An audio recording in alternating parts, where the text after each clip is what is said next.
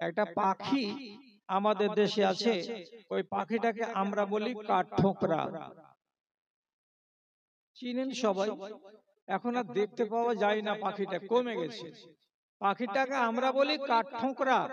ওকে আরবিতে নাম দেওয়া হয়েছে কোরআনের ভাষায় হুদহুদ। এই হুদহুদ পাখিটার গায়ের রং হলো একটু লালচে রঙের, আর ওর ঠোঁটটা এরকম লম্বা। এখানটা সালহেট না, এখানে যেন মনে হবে কি কাঠি ঝাঁটার, এখানটা কাঠিগুলো খিলগুলোকে ভেঙে ওর ঠোঁটে যেন গাড়া আছে, এত বড়টা কাঠির মতো তার ঠোঁটখানা।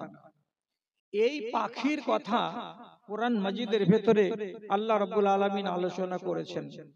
কোথায় আছে কথাটা, কেন আছে কথাটা, খেয়াল করেন আমার দিকে। নবী সুলাইমান প্রত্যেক দিন সকাল বেলায় যতগুলো এলাকাতে পশু পাখি থাকতো, জীব জানোয়ার, সবারই খোঁজ খবর নিতেন এবং তাদের বলিকে উনি বুঝতে পারতেন, তাদের ভাষাগুলোকে উনি বুঝতে পারতেন। তো এদিকে দেখলেন একবার তাকিয়ে, তো কাক আছে, চিল আছে, ফিচুক আছে, সাতভাইয়া আছে, কোকিল আছে, দোয়েল আছে, সবাই আছে, কিন্তু হুদহুদকে দেখতে পাওয়া যায় না। কি ব্যাপার, হুদহুদ কেন নাই? তখন নবী সুলাইমান জিজ্ঞেস করে বলছেন, মালি লাম আরাল হুদহুদা। কি হলো রে ও পাখিরা, তোমরা খবর দাও তো, তোমরা তো এখানে এই বাগানে থাকো, বলো তো বলো তো হুদহুদ পাখিটাকে কেন দেখতে পাওয়া যায় না? নবী সুলাইমান আলাইহিস সালাতু ওয়াস সালাম হুদহুদ পাখিটাকে যখন দেখতে পেলেন না, তখন মনে রাগ হলো। রাগ হওয়ার পরে তিনি তখন বলছেন কি, আমার হাজিরি থেকে দূরে চলে আছে, দূরে সরে গেছে হুদহুদ পাখিটা। আসুক, এবার আসতে গেলে আমি ওর ডানাকে কেটে দেব, ওর পাখাগুলোকে কেটে দেব যাতে উঠতে না পারে, অথবা আমি ওকে জবে করে দিব যাতে জীবনের মতো মরে যায়। আসতে দেয়।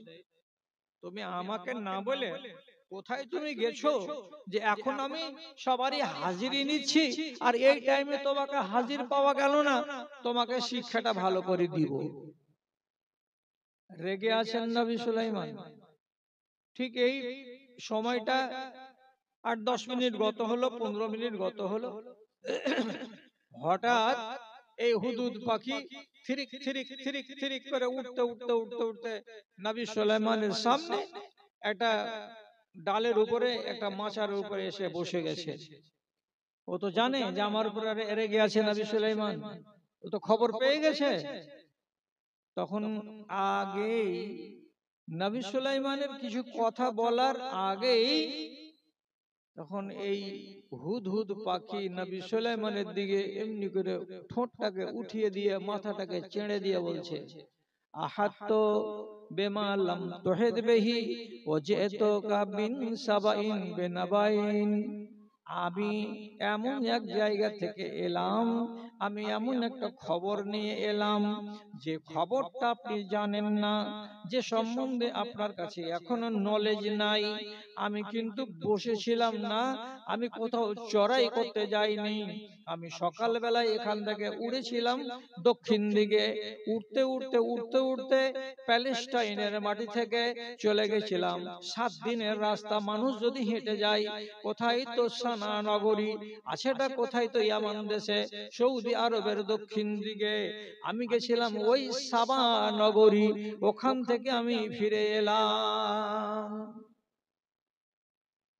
নবী সুলাইমান বলছেন, সকাল বেলায় বের হলে আর এখান থেকে উঠতে উঠতে চলে গেলে, আবার ওইখান থেকে তুমি 11টার সময় ফিরে চলে এলে, তো তুমি বলছো আমি এমন খবর নিয়ে এসেছি যে খবর আপনি জানেন না। কি ব্যাপার রে, কি রে?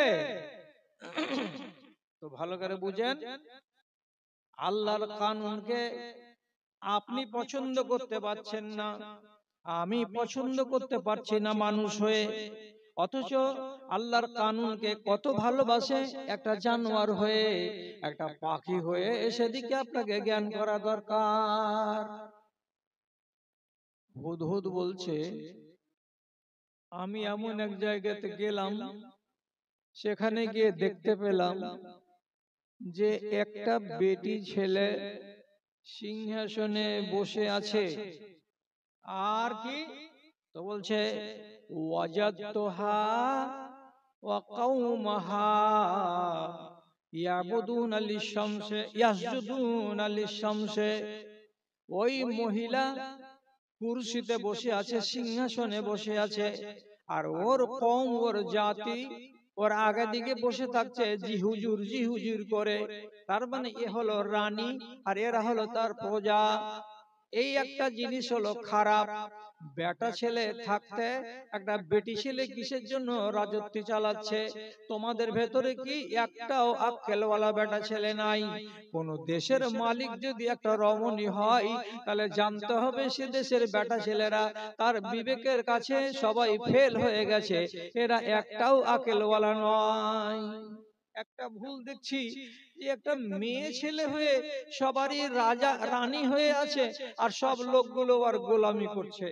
এক আর দুই নম্বর কি দেখতে পেলাম, যে ও নিজেও এবং ওর সম্প্রদায়, ওখানকার যতগুলো তার প্রজা আছে, সবাই মিলে সূর্যের পূজা করছে, সূর্যের সামনে মাথা নত করছে। ওরা এক আল্লাহর সামনে মাথা নত করে না। আচ্ছা, তোকে কে বলেছে যে এক আল্লাহর সামনে মাথা নত না করতে গেলে ক্ষতি হবে? তোকে কে বলেছে যে একটা বেটা ছেলে বাদ দিয়ে একটা বেটি ছেলে রাজত্ব চালাতে পারবে না, সিংহাসনে বসতে পারবে না? আর তুই কেমন করে জানলি যে তোকে ঘেন্না লেগে গেল যে এতগুলো পুরুষ লোক থাকতে তুই কেন বেটি ছেলে সিংহাসনে বসবি? আর তোকে ঘেন্না লেগে গেল যে তোরা সবাই মিলে আল্লাহকে ছেড়ে দিয়ে তোরা সূর্যকে কেন পূজা করবি?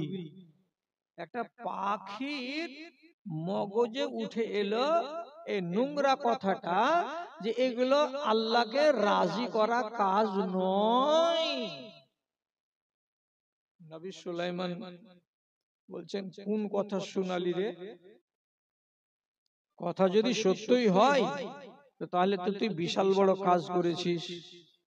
নবী সুলাইমান পরীক্ষা করার জন্য এখানে চিঠি দিলেন, আর চিঠিখানাতে গোড়াতে লিখে দিলেন, গোড়াতে, চিঠির গোড়াতে লেখা আছে বিসমিল্লাহির রহমানির রহিম ইন্নাহু মিন সুলাইমান।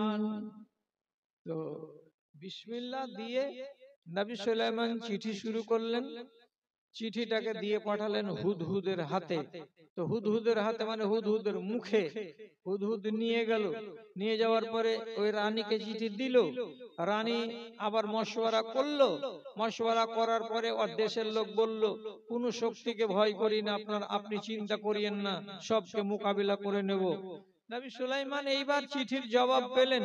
তারপরে এইখান থেকে লম্বা চওড়া ঘটনা, আমি এগুলো আপনাকে বলতে চাইছি না, এটা আমার উদ্দেশ্য নয়। তো আবার নবী সুলাইমান তার নিজের সিংহাসনটাকে নিয়ে চলে গেলেন ওই সাবা নগরীতে, একেবারে বিলকিসের সিংহাসনের সামনে খাড়া হয়ে গেলেন। মারপিট না করে বিলকিসের পুরো সিংহাসনটাকে তার প্রজারা, নবী সুলাইমানের প্রজারা সম্পূর্ণটাকে উঠিয়ে নিয়ে আবার চলে আসলেন প্যালেস্টাইনের মাটিতে। তারপরে শেষ পর্যন্ত রানী বিলকিস নবী সুলাইমানের ইতাআতকে কবুল করে নিয়েছিল এবং সে তওবা করেছিল। আর নিজে বুঝতে পেরেছিল যে আমি যে নিজে মালকিন হয়ে বসে আছি এটা অন্যায়, এবং আমি সবাইকে নিয়ে সূর্যের পূজা করেছি এটা অন্যায়। তখন শেষের বেলায় কি বলছে, ইন্নী যালামতু নাফসি ওয়া আমানতু, আমি এই আল্লাহ আমি জুলুম করেছি আমার নফসের উপরে, আমি অন্যায় করেছি আমার নিজের জানের উপরে, আমি অবিচার করেছি আমার দেহের উপরে। এই কথাটাকে স্বীকার করার পরে বলছে, আমি নবী সুলাইমানের আল্লাহর উপরে ঈমান এনেছি। এর মানে কি, নবী সুলাইমান যে আল্লাহকে মানেন আমি ওই আল্লাহকে বিশ্বাস করি। আমি আজ থেকে নবী সুলাইমানের মতো মুসলমান। আর দিয়ে তিনি গোড়াতে বলছেন, আমি আল্লাহ রাব্বুল আলামিনের কাছে ক্ষমা চেয়েছি, মাপ চেয়েছি, আল্লাহ তুমি আমাকে মাফ করে দিও, কেন যে আমার দ্বারা এতদিন ভুল হয়েছে। এদিকটা বাদ দেন, ওই দিকটাকে ধরেন। আমি কি বলেছিলাম আপনার ব্যবহারটা যদি ঠিক হয় তাহলে জীব জানোয়ারের দোয়া পাওয়া যায়।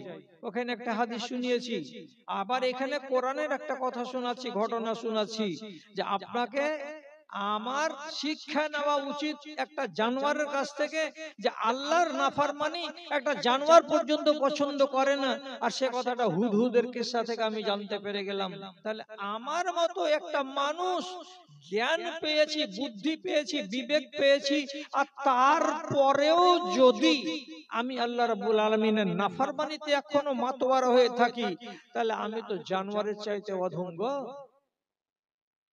আমার থেকে জানোয়ারগুলো অনেক ভালো। না হলে কেন আমার দিলের ভেতরে ঘৃণা কেন তৈরি হয় না? এই জন্য রব্বুল আলামিন কোরআন মাজিদে আগেই বলেছেন বানি আদমকে, কি বলেছেন?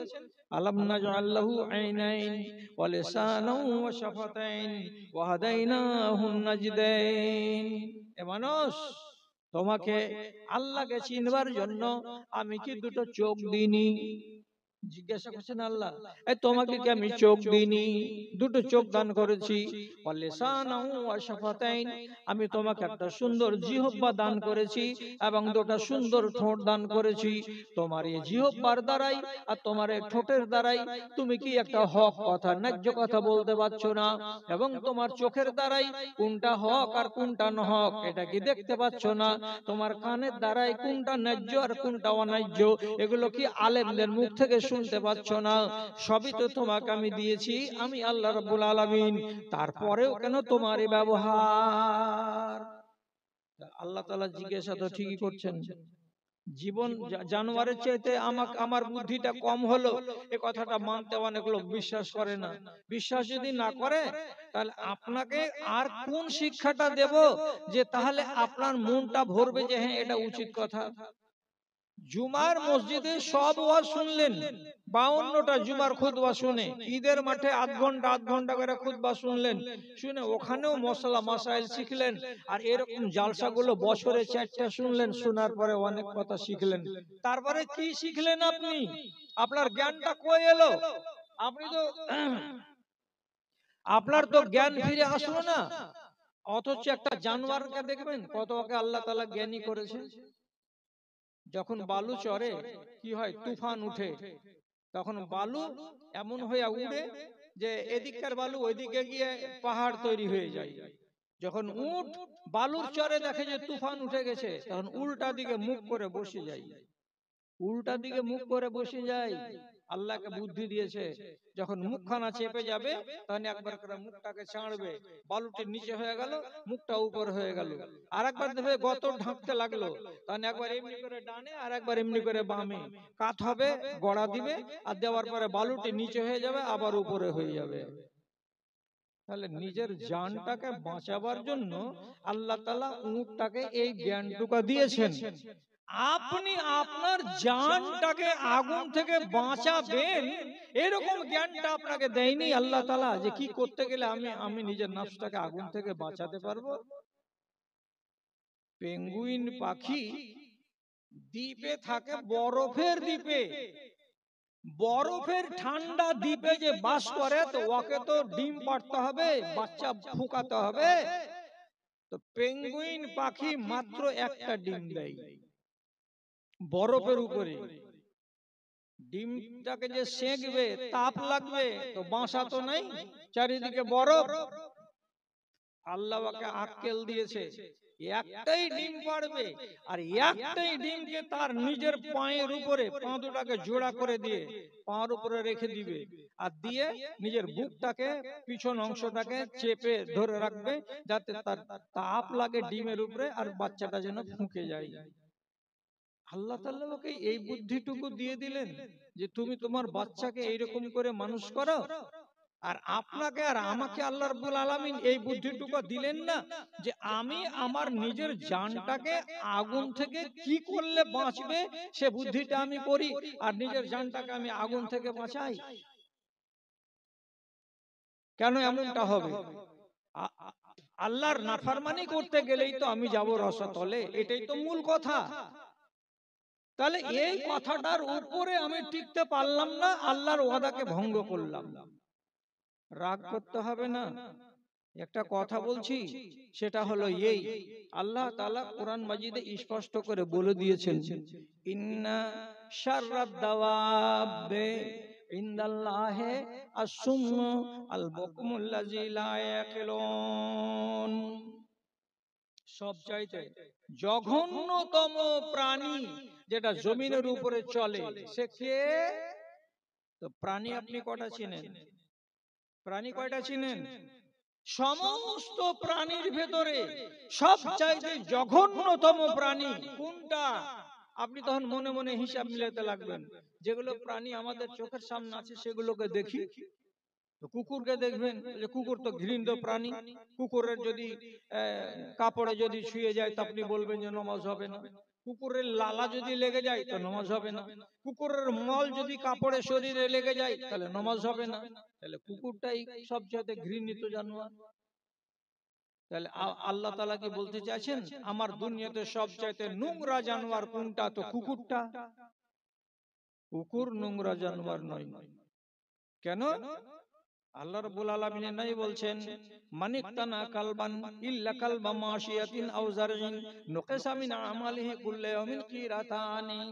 তোমার বাড়িতে যদি শিক্ষিত কুকুর থাকে, মানে প্রশিক্ষণ দেওয়া কুকুর, যে কুকুরটা তোমার বাড়িকে জোগাতে পারবে, যে কুকুরটা তোমার খেতিকে জোগাতে পারবে, যে কুকুরটা তোমার মেবেশি জানোয়ারগুলোকে জোগাতে পারবে, এই রকম কুকুর যদি মানুষের বাড়িতে থাকে আর তাকে যদি শিকারী বানিয়ে থাকে, তো রব্বুল আলামিনের নবী বলছেন, শিকারী কুকুর যদি একটা শিকারকে ধরে নেয় আর নিয়ে তোমার কাছে এনে দেয়, তো তার ধরা শিকারটা তোমার খাওয়া যায়, যদিও শিকারটা মরে যায়।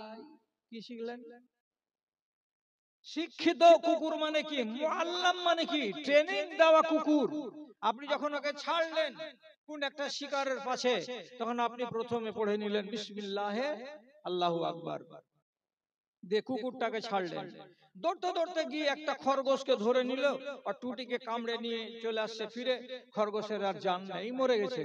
আপনি তখন বলবেন, যা, জবে করতে পেলাম না, খরগোশটাকে খাওয়া যাবে না। আমি কেন বলবো? যত শত আলেমে দ্বীন বলবে যে এই খরগোশটাকে খাওয়া যায়। কেন? মুআল্লাম কুকুরে ধরে এনেছে বলে তার খাওয়াটা যায়, যদিও মরে গেছে। তাহলে তাহলে কুকুরটা তো এত খারাপ জানোয়ার নয়। তো আপনি মনে মনে বলবেন, তাহলে শুয়ার? শুয়ার খুব খারাপ জানোয়ার। তো জানোয়ার খারাপ বটে, কেমন খারাপ জানোয়ার? আর চাঁদি থেকে শুরু করে ওর খুর পর্যন্ত সবই না পাক, একটু আর পাক নয়। একটা পাক জায়গাতে যদি বসে থাকে আর শুয়ে থাকে, তো ওই জায়গাটাকে যতক্ষণ পর্যন্ত ঝাড়া মুছা পুছা না করা যাবে ওই জায়গাতে নামাজ পড়া যাবে না। এত ওকে আল্লাহ তাআলা খাবাসাত পূর্ণ জানোয়ার করেছে। এবং এমন এমন মশলা আছে যে শুয়ারের চর্বিকে কাঠের গুঁড়ির সঙ্গে মিলিয়ে নৌকার ছিদ্র বন্ধ করতে গেলে নৌকার ছিদ্র বন্ধ হয়ে যায় এবং লাস্টিং করে। সাহাবায়ে কেরাম বলেছিলেন, শুয়ারের চর্বিকে মিক্স করে দিয়ে যদি আমরা নৌকার ছিদ্র বন্ধ করি তো করা যাবে? রাসূল বলেছিলেন, না, করা যাবে না। কত নাপাক জানোয়ার এটা! তাহলে আপনি মনে মনে বলবেন এই জানোয়ারটাই হলো সবচাইতে খারাপ জানোয়ার। এর মতো নাপাক জানোয়ার আল্লাহর দুনিয়াতে আর নাই, আপনি মনে মনে বলবেন। কিন্তু সত্যি কথা হলো এই, যেটা তরজমা আপনাকে বলছি, আল্লাহ তাআলা বলছেন, ইন্না শাররাদ দাওয়াবে ইনদাল্লাহি আস-সুম্মু আল বুকমুল্লাযী লা ইয়াকিলুন। সবচাইতে আল্লাহর দুনিয়াতে ঘৃণিত জানোয়ার হলো কোনটা? যে শুনতে পায় কিন্তু শুনে না। যে জানোয়ারটা আকেলওয়ালা, আকেল আছে, তারপরে আকেল দিয়ে যে বুঝতে চাই না, লা ইয়াকিলুন, বুদ্ধিকে কাজে লাগাই না, শুনে শোনার পরেও বুঝে না, দেখে দেখার পরেও বুঝে না, লা ইয়াকিলুন, আকেল করে না, এই জানোয়ারটা হলো সবচেয়ে নোংরা জানোয়ার। শাররাদ দাওয়াবে, সমস্ত জানোয়ারের ভেতরে এটা হলো ঘৃণিত জানোয়ার। আপনি এবার বলুন তো, শুয়োরেরও কান আছে, মানুষেরও কান আছে। আল্লাহ রাব্বুল আলামিন শুয়োরকে কি ইদরাক দিয়েছেন, ওর ভেতরে কি শউর দিয়েছেন, ভালো আর মন্দ কি বুঝতে পারে? না, ও পারে না। আমরা মানুষেরা ভালো আর মন্দকে বুঝতে পারি। আমরা দেখতে পাই, গরুও দেখতে পাই, ছাগলও দেখতে পাই, ভেড়াও দেখতে পাই, কিন্তু আমার চোখ দিয়ে আমি যত জিনিস দেখতে পাবো, অতগুলো জিনিস কি শুয়োরেরা আর কুকুরের আর ভেড়ারা ওরা কি অতগুলো জিনিস দেখতে পারে আর অতগুলো জিনিস ওরা বুঝতে পারে? আল্লাহ তাআলা ওদেরকে শউর দেয়নি, আল্লাহ তাআলা ওদেরকে বিবেক বুদ্ধি দেয়নি। তাহলে ওর চোখে আর আমার চোখে আসমান জমিনের তফাৎ আছে, ওর কানে আর আমার কানে আসমান জমিনের তফাৎ আছে।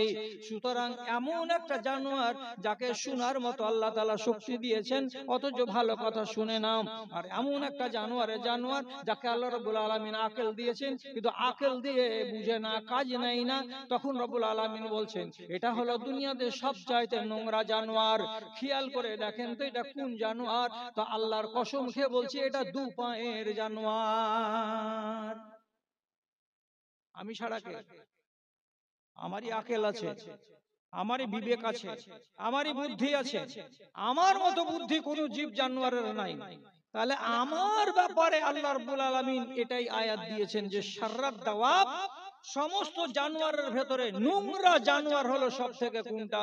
তো যাদের এই দুটা বুরা খাসলত আছে সেটা। তাহলে এত ওয়াজ শোনাচ্ছি, ওয়াজ শোনার পরে আমার লাভ কি দিল? আমি যদি আমার জাতকে বদলাতে না পারি, আপনাকে যদি আপনার হাতখানা ধরে টেনে আমি আগুন থেকে জান্নাতের দিকে নিয়ে আসতে না পারি, তাহলে আমার জাতকে আমি কই বদলাতে পারলাম?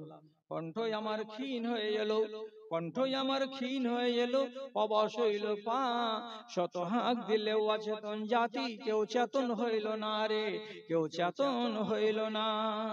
ধর্মের গলে চলিতেছে ছুরি, মুমিন কাঁদিছে দুঃখে। ধর্মের গলে চলিতেছে ছুরি, মুমিন কাঁদিছে দুঃখে। কোরআন হাদিস কাফনে মুড়িয়া, মুমিন হাসিছে সুখে রে, মুমিন হাসিছে সুখে। দানবের রূপ ধরেছে মানব, কোন লজ্জা হইল না।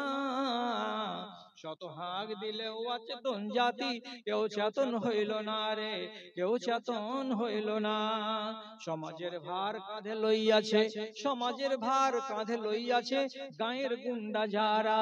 দু নম্বর যাদের জাত পরিচিতি, এক নম্বর আজ তারা। কোরআন হাদিস সব বশে করিয়াছে, খোঁজ কাজের লইল না। শত হাঁক দিলেও অচেতন জাতি, কেউ চেতন হইল না রে, কেউ চেতন হইল না। বন্ধুরা, গোড়াতে বলেছিলাম যে মানুষের যৌক বদলেছে, রুচি বদলেছে। আমরা আদি যুগ থেকে ওয়াজ করে আসছি। তো আমার মনে হয় মাওলানা তাওহীদ সাহেব ভালো করে জানেন যে আমার মতো পুরানা মৌলবি পশ্চিম বাংলার মাটিতে আর নাই। বয়সে নয়, বক্তৃতার জামানায়। 1975 সাল থেকে বক্তৃতা দিছি, 5ই জামাতের তালিব ইলম যখন আমি তিরমিজি পড়ি তখন থেকে। যেহেতু বাপ ছিল এই কাজে, বাপের বেটা ওই কাজে ঢুকে গেলাম কেমন করে কেমন করে। তো চিরকাল আমি ওয়াজ করেছি, তো কোরআন হাদিসের ওয়াজ করি। কিন্তু এখনকার জমানায় মানুষ চাইছে কিছু চুটকি মুটকি গলা দাও না জি, একটু টক ফক গলা দাও না জি, একটু ঝাল টাল গলা দাও না জি, একটু মরিচ মশলা কিছু দাও না জি। এগুলো না দিলে শুধু হাদিস কোরআন হাদিস কোরআন হাদিস কোরআন শুনে ভালো লাগে, কিন্তু আমার রুচিতে আসে না। আমি বলতে পারি না। ইজ্জত সব মাটি হয়ে গেল, নত হলো মমশির। যারা ছিল চির মোদের গোলাম, আজ তারাই হয়েছে মহান বীর। তোমায় ভুলেছি, কোরআন ছেড়েছি, তাই বুঝি অপমান। তোমায় ভুলেছি, কোরআন ছেড়েছি, তাই বুঝি অপমান। তোমার দুনিয়ায় দুশ্মনী লীলা আছে, দেখো রহমান। কাফেরের হাতে নিধন হতেছে কি করে মুসলমান গো, কি করে মুসলমান।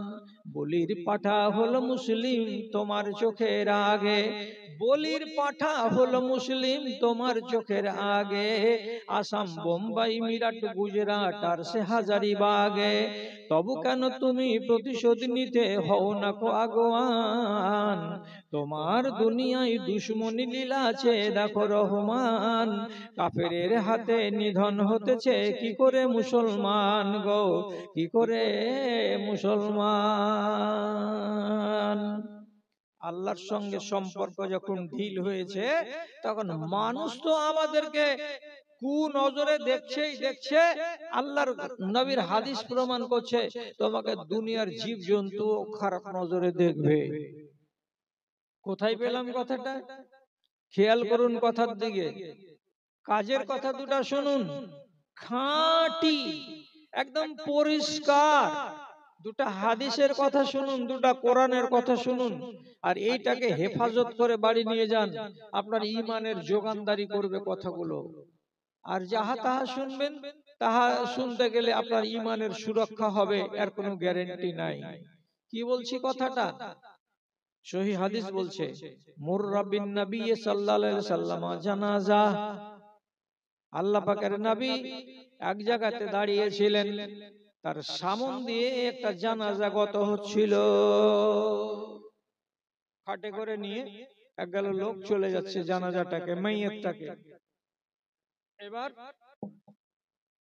রাসূলুল্লাহ জিজ্ঞেস করছেন যে এই যে মাইয়াতটা গেল, এই যে লাশটাকে তোমরা নিয়ে গেলে, তো লাশটা সম্বন্ধে রাসূলুল্লাহ জিজ্ঞেস করে বলছেন, মুস্তারিহুন আও মুস্তারাহুন মিনহু, এই যে মাইয়াতটা শুয়ে আছে খাটের উপরে, তোমরা সাক্ষী দিয়ে বলো তো এই লোকটা আরাম পেয়ে গেল না আরাম দিয়ে গেল? কি বুঝলেন আপনি? এই মাইয়াতটা, মরা মানুষটা আরাম পেয়ে গেল না আরাম দিয়ে গেল? যে বুঝতে পারলাম না, বুঝতে পারলাম না মানে কি, একটা দিনদার মানুষ যদি মরে যায়, তাহলে সেই দিনদার মানুষটা দুনিয়ার মানুষের লানতান থেকে বেঁচে যায়, ওর সংসারের মিয়া বিবিতে যেগুলা টক ঝক থাকে সেগুলা থেকে বেঁচে যায়, ওর ছেলে পিলে কথা শুনে না, বাড়িতে নামাজ রোজা কায়েম হয় না, যখনই নামাজের কথা বলে তখন ওই পুরুষটাকে বেটা ছেলেটাকে মানুষেরা কটু কথা বলে, লানতান করে। তাহলে এইরকম একটা নেককার মানুষ যখন মরে যায়, তখন ওকে ছিঁড়ে খাবে, ওকে লানতান করবে, ওকে মুল্লা মুন্সি বলে টিটকারি মারবে, এইগুলো থেকে সব থেকে মানুষটা রেহাই পেয়ে যায়। লোকটা আরাম পেয়ে গেল। এবার আমাকে দেখে কেউ আর ঠাট্টা করবে না, আমাকে দেখে আর কোনো মানুষ তিরস্কার করবে না, এই যাইলো মুন্সি খালি ধর্মের কথা বলবে, এই যাইলো দেখ খালি টিটকারি মারামারি কথা, এগুলো ওকে সইতে হবে না। চোখের সামনে দেখতে হবে না অন্যায়, বেটা কি করছে, বৌমা কি করছে, বেটি কি করছে আর বেটির মা কি করছে, এগুলো জিনিস বলতে গেলেই এই মানুষটা ছিল বাড়ির লোকের কাছে খুব খারাপ, তুমি খুব খারাপ মানুষ আছো, খালি ভুল ধরে বেড়াও, খালি ধর্ম ধর্ম করে বেড়াও, খালি নামাজ নামাজ করে বেড়াও, এতখানি ভুল ধরে বেড়াও তুমি, এইসব লানতান করে। এই মানুষটা যে মরে গেল, আজ থেকে আরাম পেয়ে গেল, ওকে কেউ আর লানতান করবে না, কেউ কটু কথা আর বলবে না। তাহলে এই হয়ে গেল এক রকমের লোক। আর একটা রাসূলকে জিজ্ঞেস করে বলছেন, আও মুস্তারাহুন মিনহু, এই লোকটা যে মরে গেল, তো এর কাছ থেকে কি দুনিয়ার মানুষেরা আরাম পেয়ে গেল? আরাম পেয়ে গেল মানে কি? এই লোকটা ছিল জল্লাদ, এই লোকটা ছিল লম্পট, এই লোকটা ছিল জালিম, এই লোকটা ছিল ডন, এর জ্বালাতে আমাদের এলাকায় শান্তি ছিল না, এই আমাদের এলাকায় অশান্তি বিরাজ করত, এই লোকটার জ্বালাতে আমাদের বহু বেটি ডরে কাঁপতো সব সময়, এই লোকটার জ্বালাতে আমাদের ব্যবসায়িকরা রাতের বেলায় বাড়ি আসতে পারত না, এমন সাংঘাতিক লোক ছিল এই লোকটা। এরকম ডন যদি মরে যায়, তাহলে দুনিয়ার মানুষেরা ওর জুলুম থেকে আরাম পেয়ে যায়। তার জন্য নবীজি জিজ্ঞেস করে বলছেন, এই লোকটা কেমন আছে আমাকে বলো তো। ও যদি আরাম পেয়ে গেল এমন লোক হয়, তাহলে তার জানাজায় যাব। আর ওই লোকটা যদি দুনিয়ার মানুষকে আরাম দিয়ে যায়, তাহলে ওমন মানুষের জানাজায় আমি যাব না। লম্পটের জানাজায় রাসূল যাবেন? মদখোরের জানাজাতে নবীজি যাবেন? যে ডন তার জানাজাতে নবী যাবেন? এই লোকটা তো মরল তো দুনিয়ার লোক আরাম পেল, তো খালি কি দুনিয়ার মানুষ আরাম পেল? সহিহ হাদিসে কি লেখা আছে? লেখা আছে, ইয়াস্তারি মিনহুল দাওয়াব ওয়াশ শাজারু ওয়াল হাজারু। ওই মানুষটা, ওই লম্পটটা যখন আপনার এলাকার মরে যায়, তখন ওর মরণের কথা শুনতে পেলে গাছগাছড়া গুলো কিন্তু আরাম পেয়ে যায়, খুশি হয়ে যায়। ওই এলাকার যতগুলো গরু আছে, বাছুর আছে, ছাগল আছে, ভেড়া আছে, ওরাও আনন্দিত হয়ে যায়, ওরাও আরাম পেয়ে যায়। তারপরে আল্লাহ রাব্বুল আলামিন নাই বলছেন, ওই এলাকাতে যত পাথরগুলো আছে, যত উঁচা উঁচা ঢিবিগুলো আছে, টিলাগুলো আছে, গাছগাছড়াগুলো আছে, সবাই আরাম পেয়ে যায়। ওই খব্বিশকে চোখের কোনায় দেখতে চায় না কারা? আল্লাহর মাখলুক গাছগাছড়ারা। ওই খব্বিশকে দেখতে চায় না চোখের কোনাতে কারা? তো যতগুলো পাথর আছে এবং টিলা আছে তারা। ওই নালায়েককে দেখতে চায় না চোখের কোনাতে কারা? তো আল্লাহর মাখলুক যতগুলো ভেড়া, শিয়াল, কুকুর, গাধা, গরু আছে বাড়িতে তারা। আপনি মরে গেলেন, তো এদিকে খুশি হচ্ছে কারা? শিয়াল, কুকুর, হাতি, ঘোড়া, বাড়ির গরু, ছাগল, ভেড়া। কেন খুশি হলো? খুশি হলো এই জন্য, এ ছিল নালায়েক, আল্লাহর রুজিকে খেত আর আল্লাহর বাড়িতে সিঁধ মারত, আল্লাহ রাব্বুল আলামিনের জমিনে চলতো আর আল্লাহর জমিনের উপরে নাফরমানি করত। এর মতো ডন একে আল্লাহ রাব্বুল আলামিন যেমন ভালোবাসেন না, তেমনি আমরা মাখলুক তার আমরাও ভালোবাসি না। আপনি চিন্তা করতে পারেন, একটা মানুষ তার ব্যবহারটা এমন করলো যে তার মরণের পরে জীবজন্তু, গাছগাছড়া, নদী, পাহাড় পর্বত সবাই বলছে মরে গেছে খব্বিশ তো ভালো হয়েছে, মরে গেছে নালায়েক তো ভালো হয়েছে, মরে গেছে ডন তো ভালো হয়েছে, এরা আনন্দিত হচ্ছে। আর একটা মানুষ যখন দুনিয়ার মরে যাচ্ছে, নেককার, দিনদার, আল্লাহওয়ালা, তখন রাসূলুল্লাহ ফের ওর জানাজার জন্য হাজির হতে বলছেন যে দুনিয়ার মানুষের কাছ থেকে এই বেচারি আরাম পেয়ে চলে এলো, চলো ওর জানাজা পড়াতে যাই। কি বুঝতে পারলেন? আপনি নিজের ব্যবহারটাকে যদি খারাপ করে দেন, তাহলে আল্লাহর নজরে খারাপ হলেন এক, সেই সাথে সাথে দুনিয়ার জীবজন্তুর কাছেও খারাপ হয়ে গেলেন শুধু নিজের ব্যবহারের কারণে। আর আপনার ব্যবহারটা যদি আবার ভালো হয়ে যায়, অর্থাৎ আল্লাহর ফরমাবরদারিতে যদি আপনার জীবনটা কেটে যায়, একটাই মানুষ, ওই মানুষটা আল্লাহর ফরমাবরদারিকে কবুল করেনি বলে তার মরণে শিয়াল কুকুরেরা খুশি হয়ে গেল, আর একটাই মানুষ যদি আল্লাহ রাব্বুল আলামিনের ফরমাবরদারি করে তো তাহলে সেই মানুষটার উপরে আবার আল্লাহ তাআলার নবী বলছেন, ফরমাবরদার মানুষকে দুনিয়ার সবাই ভালোবাসে। কে কে ভালোবাসে? তো নবীজি হাদিসে বলছেন, তিরমিজির হাদিস, তা কি, ইন্নাল্লাহা ওয়া মালায়েকাতাহু ওয়া আহলাস সামাওয়াতি ওয়াল আরজি হাত্তা নামলাতা ওয়াল হিতানা ফি জাওফিল মায়ে লা ইউসাল্লুনা আলা মান ইয়াফআলুল খায়রা।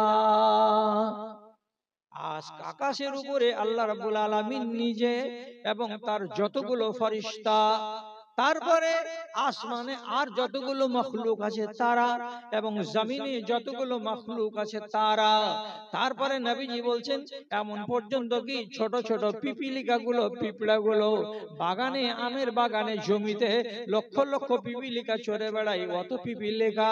তারপরে নবীজি বলছেন সমুদ্রের পেটের ভেতরে যতগুলো মাছ আছে তারা, লা ইউসাল্লুনা, এরা দোয়া পাঠ করে, মাগফিরাতের দোয়া করে, রহমতের দোয়া চাই আল্লাহ রাব্বুল আলামিনের কাছে। কার জন্য? তো ওই লোকটার জন্য যে লোকটা আল্লাহর নামে ভালাইয়ের কাজ করে বেড়ায়। এবার ব্যবহারটা যদি ভালো করতে পারলেন তাহলে দোয়া পাচ্ছেন কতজন লোকের।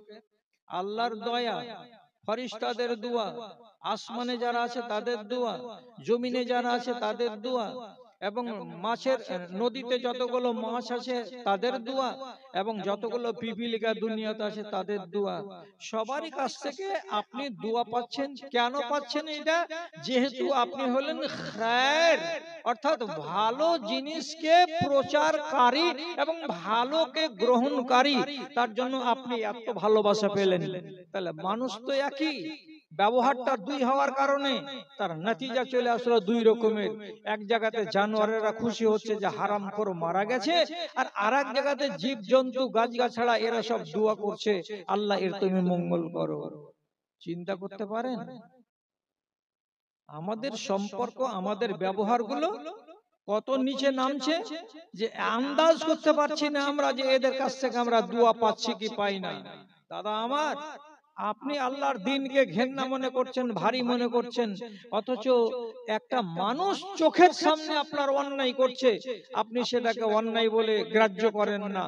কিন্তু আল্লাহর মাখলুক আছে, এমন এমন মাখলুক আছে, একটা অন্যায় যদি চোখের সামনে দেখে তো তাহলে আপনার চাইতে লাখো গুণে ওর ভেতরটা ভালো, যে ওর ভেতরটা কেঁপে উঠে, কেঁদে উঠে, এই তুই আল্লাহ তাআলার সাথে নাফরমানি করছিস, আল্লাহ তাআলার সাথে তুই এরকম করে বিশ্বাসঘাতকতা করছিস, কে তোকে বললো এরকম করে আল্লাহ তাআলার সাথে নাফরমানি করতে? তাহলে একটা জীব সেও কিন্তু কি করে, গর্জে উঠে যখন আল্লাহর নাফরমানি হয়। জানবেন, শিখবেন, যদি শিখেন তো ভালো করে দেখেন, আপনাকে শিখাচ্ছি।